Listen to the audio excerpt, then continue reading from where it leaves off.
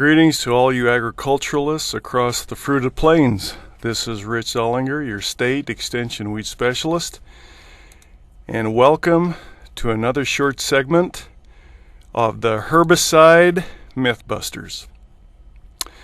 Today we're discussing AMS, which is short for ammonium sulfate. It comes in liquid and dry formulations, and the dry formulations are probably more popular and a little more cheaper than the liquid formulations. So what is this myth we're going to bust? The question is, does it really matter if AMS is added first to the tank or last? Many AMS adjuvant labels say you should add AMS first to condition the water. What does that term condition mean? Who knows? Sounds kind of like a fancy term that could mean just about anything. Regardless of what you might think, I think the intent is that the AMS will tie up the hard water mineral salts like iron, calcium, and sodium. Inactivating these hard water ions before we add the herbicide will ensure optimum weed control. So what does it matter, or does it really matter, if we add the AMS first or last to the tank? The answer is no, it doesn't matter at all. Why? Because AMS and hard water solvent interactions do not happen in the spray tank. It happens in the spray droplet on the leaf surface. And it all depends on solubility of the ions in the water. Why don't we use glyphosate as an example? This represents a spray droplet filled with glyphosate and its accompanying formulation salt, IPA or isopropylamine salt. As the water evaporates,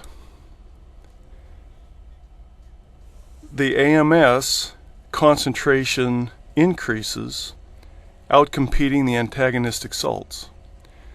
So as the spray droplet dries, the calcium and the glyphosate form, which is the most antagonistic form of glyphosate there can be.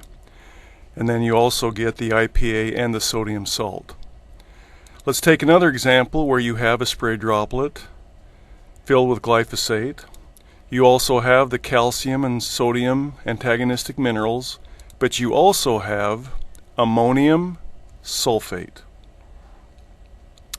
What happens as the spray droplet dries is the calcium and the sulfate form first, and then the ammonium glyphosate forms. The reason why ammonium glyphosate binds first is because it is more soluble than calcium sulfate. The less soluble calcium sulfate forms and precipitates out, not interfering with the absorption of glyphosate ammonium. The calcium sulfate precipitates out, leaving crystalline deposits which do not enter the leaf surface. Here's another picture showing crystal deposits from the precipitate. But this is what you'd like to have: a moist deposit, no crystals, good absorption, good contact with the leaf surface.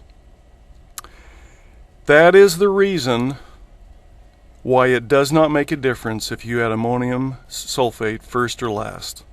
These interactions occur in the spray droplet, not in the spray tank.